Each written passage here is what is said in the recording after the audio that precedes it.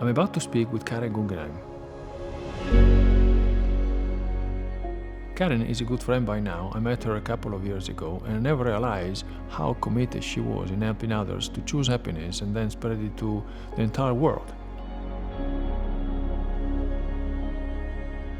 She's the founder and CEO of WHASU, which produced the World Happiness Summit.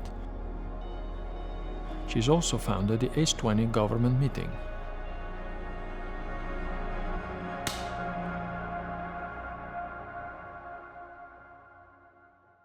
Thank you, Karen, to create this moment of truth. So the first question I'd like to ask you is, what does it mean to work in the field of happiness? How you get here? It's funny you say that. Sometimes I wonder myself. You know, I work in the field of happiness. As many know, my trajectory to happiness was coming from an unhappy path, right? And even before the event happened that I'll share with you, you know, growing up, I was disconnected. I didn't know that that I had something to do with my happiness. And it was until that moment, 10 years ago now, when my husband died, that I was faced with this real life or death situation, really, because for me, my identity died when he died. So I really felt a death, and I didn't know what to do. And so I decided to be happy for my children because I wanted to be of service. And so I knew that if I wasn't okay, they were not going to be okay. So a lot of the research that we talk about, for example, it says about self-care, etc. And of course, I didn't know it would become a business or that I would dedicate my life to it. But I knew that that's where I had to go in order to be okay. And the journey was through purpose and meaning. And so a few years later, when I became happy again, I realized that my journey had been accidental, but then there was a science behind my rebirth, as it were, and that I had experienced something called post-traumatic growth. And in the same day and way that my life shattered, also my barriers shattered. And in going through the pain, and it takes a while and all these things, I saw new opportunities, and that's one of the elements of post-traumatic growth. And so when I learned that happiness was teachable and learnable and tied it into my experience, I decided to dedicate my life to promoting the science and creating a platform for this to get to the greatest audience possible. And so that way has been a transition into the work of happiness. Very good, thank you. As you said in your biography, there is a before and after, as you explained very well. Let us understand how you, let's say, elaborate this post-traumatic growth. Like, what are the ingredients that you use to transform negative into positive? So in my case, the first thing I made a choice, right? Of course, at that time, I was not happy, okay? I was so far from happy because I wasn't even unhappy. I was in shock. Then it's unhappiness, sadness, trauma, but first it was shock. But I had to have something to hold on, and that was my anchor. And then I searched what is the first step, and for me, the how was purpose and meaning, because I could control that. I couldn't control the feeling of joy or even of hope or anything like that, but I could control the meaning and purpose. And so I could create meaning out of what had happened. And so the meaning that I wanted to create was not that I was a victim in the story of my life, but that I was going to become a hero. And so 4 months after my husband died, I was at Georgetown University getting an MBA. Again, something I could do something about. So slowly, I began to map out my life, okay? And this, I can tell you this afterwards. During the process, I didn't know I was doing it, but I began to slow down my thinking and to be able to have choice. And that's why awareness is so important. That first, you have a choice, and then two, how do you do that? Well, you have to make space for it. So sometimes we have to give up pain. We have to give up being a victim, even when it's somebody else's fault. And you have every right, and you have been victimized. After a while, you have to give it up, because if not, happiness cannot grow. There's no space for it. So for me, it was very important to grow. right? And that meant letting go of my husband. It took 4 years for me to be able to see a photograph of him because the pain was so strong. But in learning something new, for example, and in searching for different philosophies and different ways of being. So for example, the first one you read may not be the one, but don't give up. There might be a little tiny thing that sparks you. And the important thing, even if it's something so trivial and so small, the moment you realize that there was something you did to get you there, that's all you need, because that is the process. Then you begin to learn other things, and then the process gets bigger and builds upon exponentially. And it gives you a sense of control and ownership and agency, which is also directly influenced to well-being. And all of this is like, it happens like magic, but it's really beautiful because science tells us it is so. Wonderful, thank you very much. So, sometimes, as you said, we're used to be living as a prisoner in the past, and you explained very well, or anxiety of the future. You are teaching us instead of the time of happiness is here and now, right? So maybe another suggestion, like how we can try to make that balance between the past, the future, but be more focused on the here and now. Again, a choice, awareness, and training. It doesn't happen without training. So for example, in my case, I had practiced yoga for about 20 years. And so that is also about, it teaches you that the nature of the mind is to wander. It goes to the present, to the future, it goes to the past. You time travel, right? But you can train to be in the moment and to realize that when it's traveling, it's normal and natural, but you bring it back. And so some ways that you can bring it back also, for example, right now we're sitting in a chair. So if we were very nervous, we could say, you know what, where are my feet? And many times I did that. Where am I standing? And bringing back to that moment, I remember the first time I consciously did that, I was walking my dog. And I was freaking out, okay? Because I became a single mother in a minute, right? And a widow in a minute, and had to have all these very new responsibilities all by myself. Everything was my decision, right? And I didn't train for it, it just happened overnight. And then thinking, of course, the past and being in the room when my husband died, it was very traumatic. But so I remember walking, and I say, my feet are on the ground. I can feel my feet on the pavement. I'm walking my dog. And I kept telling myself that. And when you bring yourself back to the moment, largely we are okay. Most of us around the world are okay at this moment. Some of us are not because we're facing very real challenges.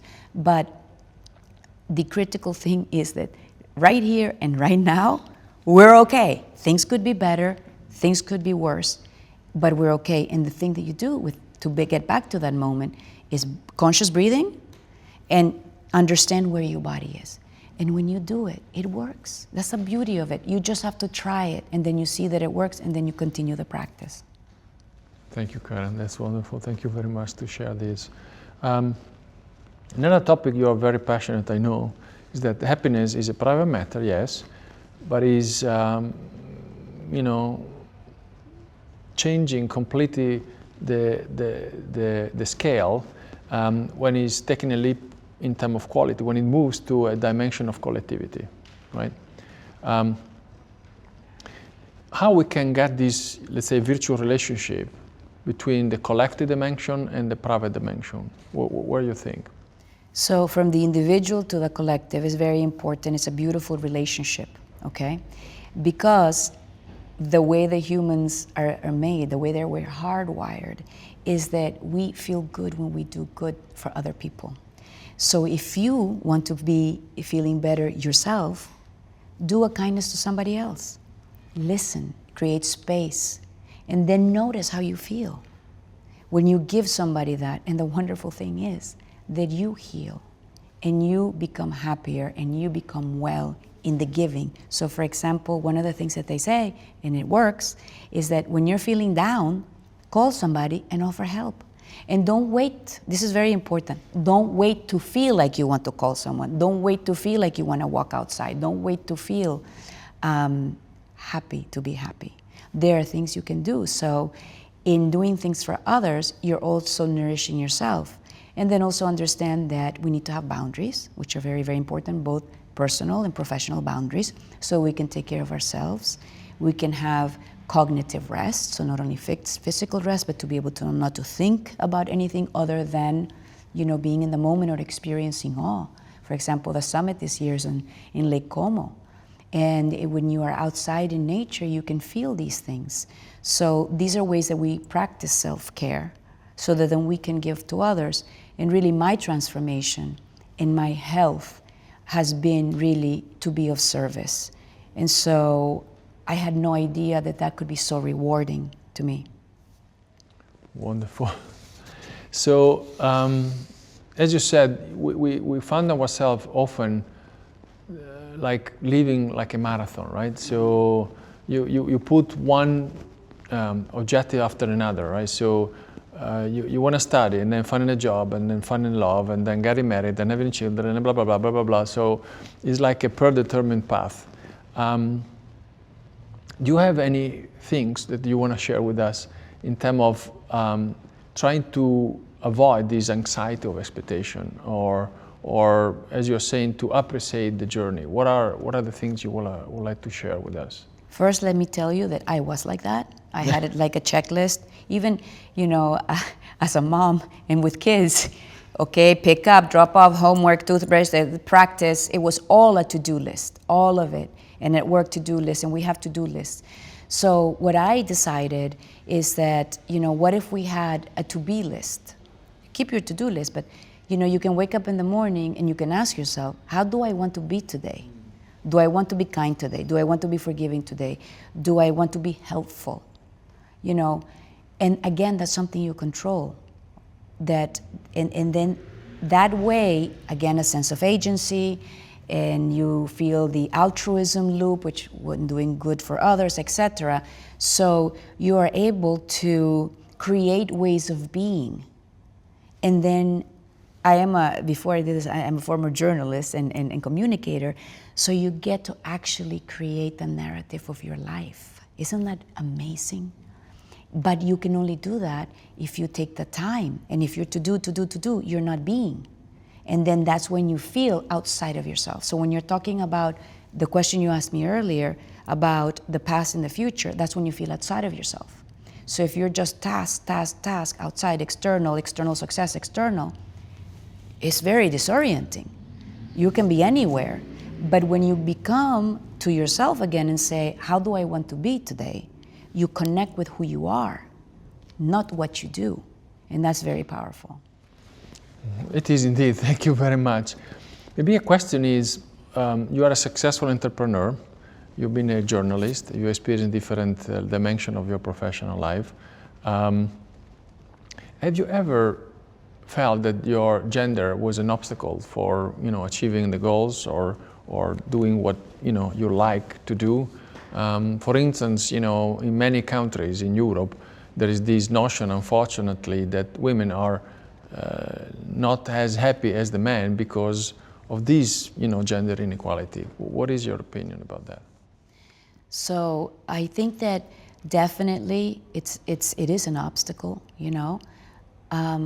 The funny thing is that I'm not aware of it. But in retrospect, I realized it because I have this, and I don't know how it happened, this naivety about people in life, and I'm very grateful for that I'm able to have that. I'm told by others, this, and I've had instances that I know that if I were a man, I wouldn't be treated in that way.